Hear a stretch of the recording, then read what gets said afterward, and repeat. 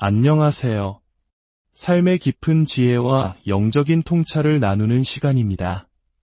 오늘 우리가 함께 나눌 이야기는 어쩌면 당신의 마음속 가장 깊은 곳에 자리한 질문일지도 모릅니다. 왜 나에게 이런 시련이 찾아왔을까? 왜 다른 사람의 삶은 평탄해 보이는데 나의 길은 이토록 험난한가? 이러한 질문은 우리 모두가 한 번쯤 던져보는 인간 존재의 근원적인 고뇌입니다. 특히 우리 한국인들은 치열한 경쟁 속에서 때로는 가족을 위해, 때로는 국가를 위해 쉼없이 달려온 역사를 가지고 있습니다. 60년대, 70년대의 부모님 세대가 그러하셨고, 오늘을 살아가는 우리 역시 각자의 자리에서 보이지 않는 전쟁을 치르고 있습니다. 그러다 문득 지쳐 돌아볼 때 다른 이의 평온해 보이는 삶과 내 삶을 비교하며 마음이 무너져 내릴 때가 있습니다. 본격적인 이야기에 들어가기 앞서 잠시 시간을 내어 이 메시지를 주변에 공유해 주시길 부탁드립니다. 당신의 좋아요와 구독은 단순히 숫자를 넘어서 지금 이 순간에도 어둠 속에서 길을 잃고 헤매는 또 다른 누군가에게 따뜻한 등불 하나를 밝혀주는 소중한 나눔이 될 것입니다. 이 귀한 사역에 동참하시는 모든 분들께 하나님의 크신 은혜와 평강이 함께하기를 기도합니다. 성경의 창세기를 보면 하나님께서 세상을 창조하실 때 가장 먼저 어둠 속에서 빛을 만드셨습니다.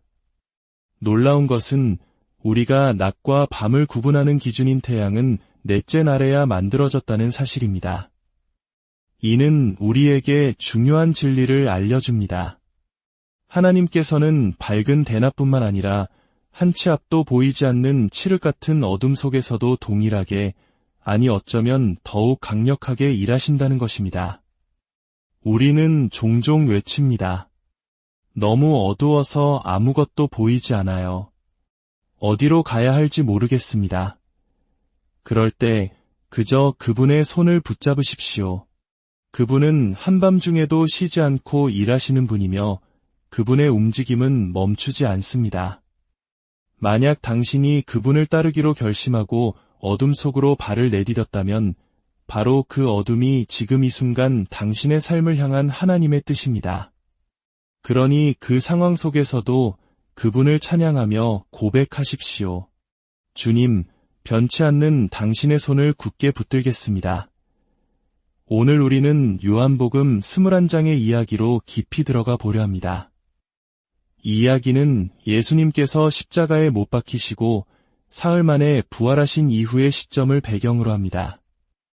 예수님께서는 40일 동안 7번에 걸쳐 600명이 넘는 사람들에게 나타나시며 당신이 살아계심을 명백히 증명하셨습니다. 오늘 우리가 살펴볼 장면은 그 7번의 나타나심 중 하나입니다.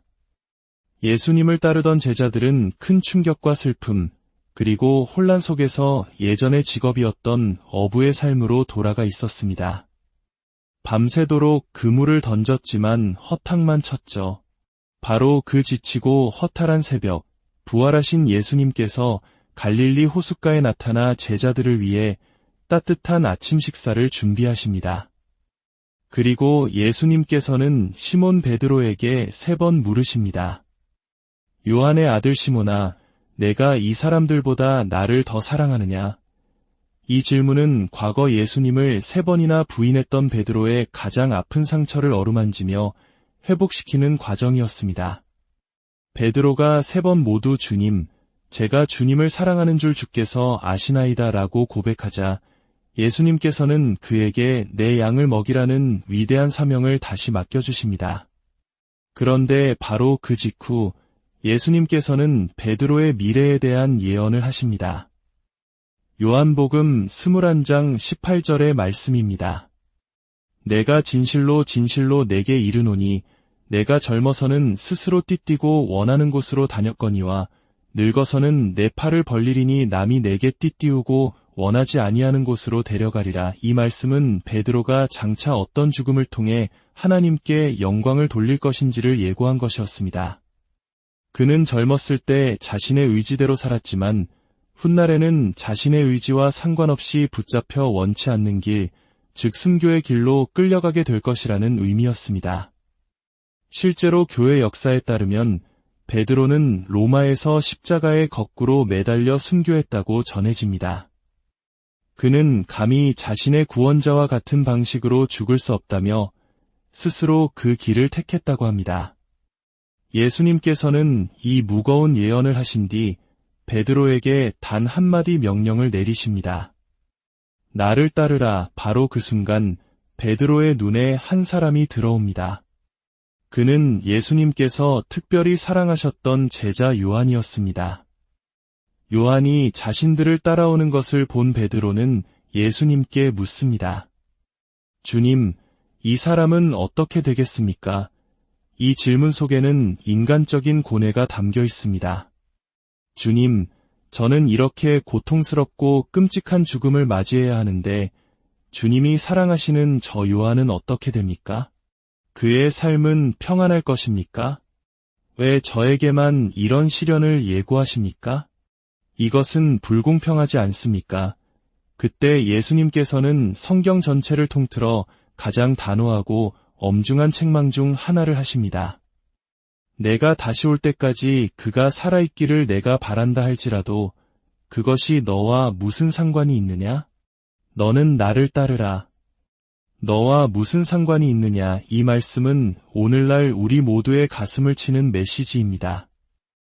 우리는 너무나 자주 우리의 시선을 예수님에게서 떼어 다른 사람들에게로 향합니다.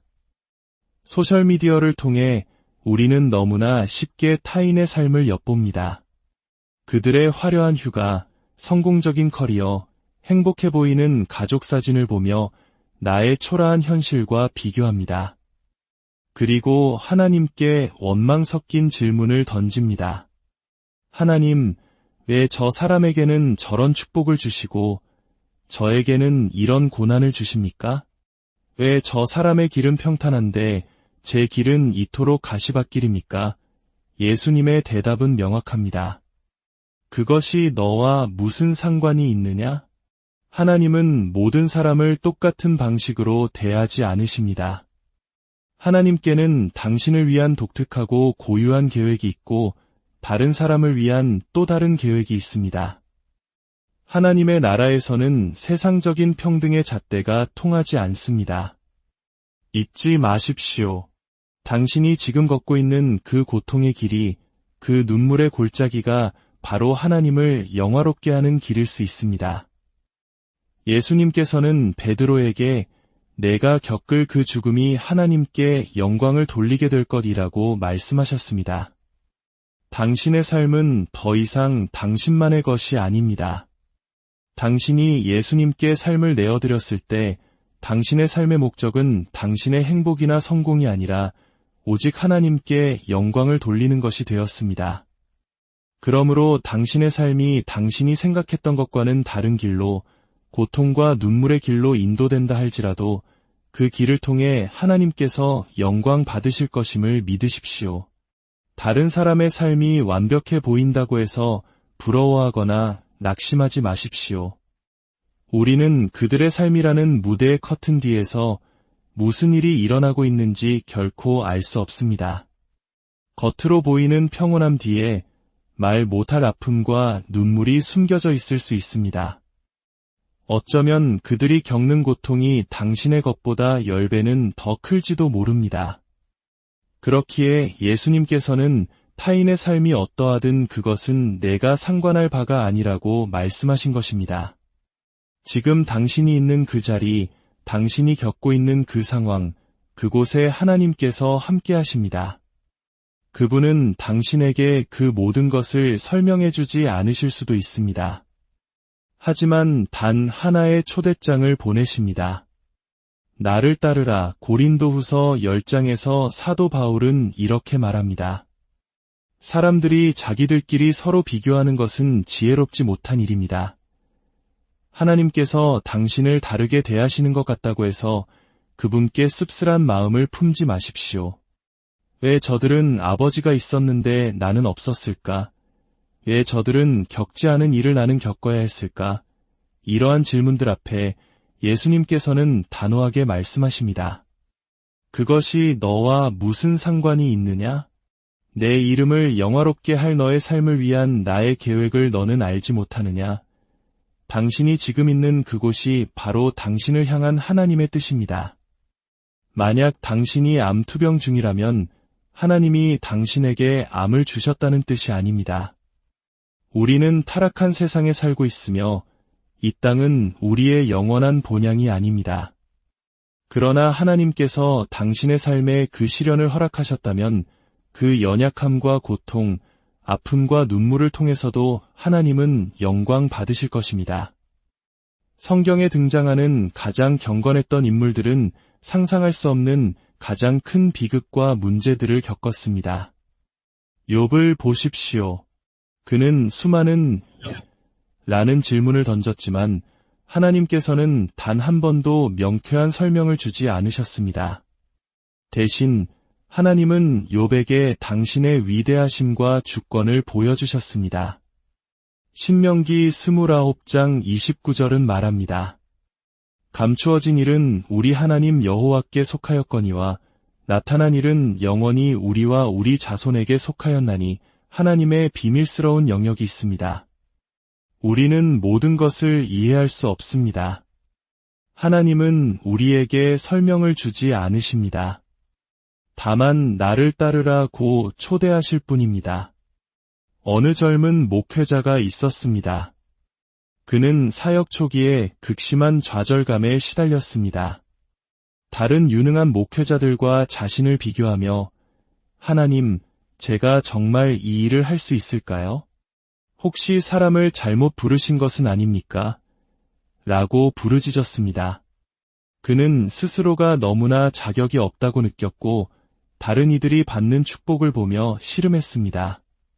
그렇게 기도하던 어느 날 그의 마음에 하나님의 음성이 들려왔습니다. 그것은 귀로 들리는 소리가 아니라 영혼을 관통하는 깊은 깨달음이었습니다. 내가 너를 택한 것은 다른 누군가처럼 되라고 택한 것이 아니다. 내가 너를 택한 것은 내가 바로 너이기 때문이다. 하나님은 당신을 당신 그 자체로 선택하셨습니다. 당신이 지금 겪고 있는 그 모든 것을 통과하도록 당신을 부르셨습니다. 당신은 혼자가 아닙니다. 하나님은 어둠 속에서도 빛 속에서처럼 일하십니다. 칠흑 같은 어둠이 당신을 감쌀 때 그것이 바로 지금 당신을 향한 하나님의 뜻입니다. 그러니 그 어둠 속에서도 주님을 찬양하며 그분의 변치 않는 손을 붙드십시오. 오늘 이 말씀을 듣고 있는 당신, 어쩌면 당신은 인생 최대의 시련 한가운데를 지나고 있을지 모릅니다. 하나님은 왜 이런 일이 일어났는지 항상 설명해 주시지 않습니다. 욥이 그랬던 것처럼 우리 역시 수많은 질문에 대한 답을 얻지 못할 수도 있습니다. 때로 하나님은 아무런 설명 없이 그저 나를 따르라는 초대만을 주십니다. 이 시련 때문에 하나님을 떠나지 마십시오. 하나님께 분노하거나 씁쓸한 마음을 품지 마십시오. 그저 그분을 따르십시오. 하나님의 은혜는 당신이 모든 시련을 이겨내기에 충분합니다. 이제 우리 함께 기도하기를 원합니다. 당신의 무거운 마음을 주님 앞에 내려놓고 저를 따라 기도해 주십시오. 주 예수님, 당신께서 겟세마네 동산에서 저의 모든 슬픔과 고통을 짊어지셨음을 믿습니다. 주님, 지금 제 마음이 너무나 무겁고 상처 입었습니다. 하지만 주님께서 저를 사랑하심을 믿고 주님의 용서와 은혜를 받아들입니다. 저를 도와주십시오. 저의 가정을 도와주십시오. 주님, 우리는 주님의 도움이 필요합니다. 하나님, 우리가 해결할 수 없지만 주님은 하실 수 있습니다. 우리가 치유할 수 없지만 주님은 치유하실 수 있습니다. 주님은 깨어진 가정, 상한 육신, 상처 입은 마음, 무너진 관계를 치유하시는 분이십니다. 지금 이 시간 예수 그리스도의 이름으로 치유의 능력을 선포합니다. 주님, 저를 용서해 주심에 감사드립니다. 이 말씀을 듣는 모든 분들의 삶 가운데 하나님의 놀라운 평강과 위로가 강물처럼 흐르기를 축복합니다. 당신의 길 끝에서 주님께서 미소로 당신을 맞이하실 것입니다. 당신이 존재하는 이유는 하나님께 영광을 돌리기 위함입니다. 당신은 만왕의 왕이신 그분께 속한 존귀한 자녀입니다. 예수님의 이름으로 기도드립니다.